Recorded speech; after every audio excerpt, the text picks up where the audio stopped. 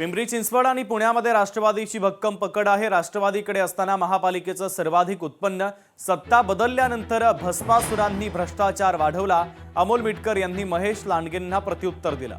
अजित पवारांचे माझ्यावर आरोप नैराश्यातून आहेत, आधी स्वतःकडे पहा मग माझ्यावर आरोप करा। महेश लांडगे यांनी अजित पवार यांच्यावर टीका केली होती, त्याला आता अमोल मिटकर यांनी प्रत्युत्तर दिलंय। आरोप करताना त्यांचे चेहरे पहा आणि माझा चेहरा पहा। नैराश्य कुणाचा चेहरा दिसते तुम्ही बघा, तुमच्या लक्षात येईल नैराश्यातून केलेले आरोप हे काय असतं। चिडचिड करून नाही का, प्रत्येकाला असं वाटतं की मी अजरामर या राजकारणामध्ये हे राहिलं पाहिजे। तसं नसतं। लोक आहे, जनता आहे, लोक ठरवतात की कुणाच्या मागे जायचं, कोण आपला विचार करणार आहे, कोण दूरदृष्टी ठेवून काम करणारा माणूस व्यक्ती आहे, कोणता पक्ष आहे, कोणती विचारधारा आहे, हे सगळं पाहतात आणि लोक निवडून देतात। आता ते त्यांनी जे पण काय आरोप केले त्याच्या संदर्भात उत्तर द्यावं असं मला वाटत नाही। पिंपरी चिंचवड असेल, पुणे शहर असेल, यामध्ये राष्ट्रवादी काँग्रेस पक्षाचा पगडा आहे। जोपर्यंत पिंपरी चिंचवड महानगरपालिका राष्ट्रवादी काँग्रेस पक्षाच्या ताब्यात होती तोपर्यंत आशिया खंडातील सर्वात स्वच्छ, सुंदर आणि सर्वात जास्त उत्पन्न देणारी महानगरपालिका म्हणून तिची ओळख होती।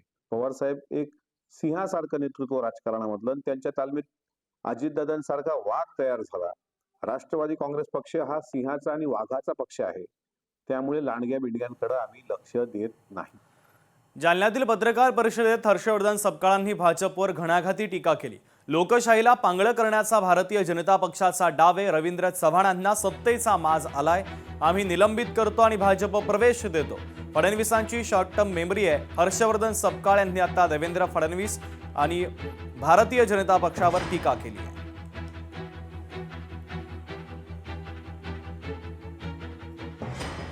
यात बरीच बार मोठ्या संख्येने विड्रॉल करणे आणि मोठ्या संख्येने अनअपोज कॅन्डिडेट निवडून आणणे हा देखील एक लोकशाहीला पांगळं करण्याचा भारतीय जनता पक्षाचा आणि त्यांच्या मित्र पक्षाचा हा कुठील डाव आहे।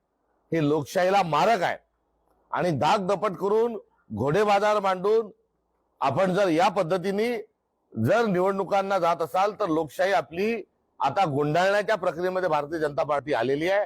हे या निमित्तानं स्पष्ट होत असल्याचं देखील चिंता आम्ही या निमित्तानं व्यक्त करतो। हे रवींद्र चव्हाणांनी नांदेड लातूरमध्ये केलेलं जे वक्तव्य आहे, या वक्तव्याचा तर निषेध आहेच आहे। यामध्ये जितकं यामध्ये निषेध केला जाईल तेवढा कमी आहे। मात्र यांना सत्तेचा माज आलेला आहे। यांचा अहंकार इतका एवढा आहे की आता स्वतःला देवाच्याही मोठे समजायला लागलेले आहेत। यांचे पंतप्रधान नरेंद्र मोदी म्हणतात की मी बायोलॉजिकल नाही।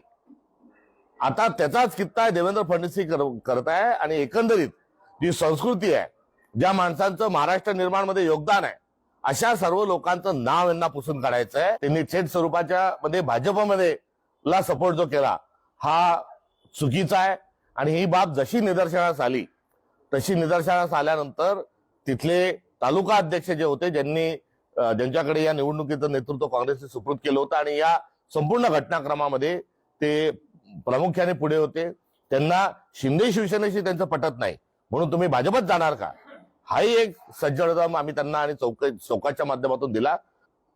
आम्ही त्यांना निलंबित करतो आणि बघा विडंबना, आणि भारतीय जनता पक्ष त्यांना स्वतःच्या पक्षात प्रवेश देतो। म्हणजे भारतीय जनता पक्षाने सगळ्या गोष्टी कशा गुंडाळून ठेवल्या याचं उदाहरण आहे।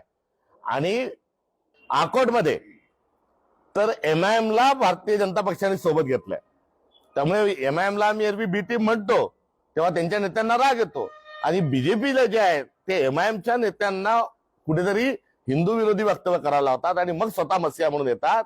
मात्र या निमित्तानं या निवडणुकीत महाराष्ट्रात विविध ठिकाणी MIM आणि भारतीय जनता पक्ष हेही सोबत आलेले आहे। काँग्रेस मुक्त भारत हा करण्याचा त्यांचा नारा होता आणि 100% भाजप त्यांचा करण्याचा नारा होता। तर काँग्रेस मुक्त भारत करत असताना त्यांनी आता भारतीय जनता पक्षच काँग्रेस युक्त केला आहे। देवेंद्र फडणवीसांचा जो उल्लेख आहे तो गजनी म्हणून केला होता की देवेंद्र फडणवीसांना शॉर्ट टर्म मेमरी लॉस आहे आणि ते खोटारडे आहेत असं म्हणायचं का गजनी म्हणायचं तर गजनीच म्हणू द्या। कारण त्यांनी सर्वात आधी ललकार कोणची दिली होती, त्यांनी कोणती भीमप्रतिज्ञा केली होती की जोपर्यंत वेगळा विदर्भ होणार नाही तोपर्यंत मी लग्न करणार नाही. त्यांचं लग्नही झालं, त्यांना कन्या रत्नही प्राप्त झालं. नंतर त्यांनी सांगितलं होतं की राष्ट्रवादीच्या सोबत युती, नाही नाही नाही, ती झाली. आणि बैलगाडीभर पुरावे देऊन त्यांनी सांगितलं होतं की अजित पवार चक्की पिसिंग पिसिंग पिसिंग, ते पण नाही. त्यामुळे ते गजनी झालेले आहेत. लोकशाही मराठी ऐका, पहा, जागरूक रहा.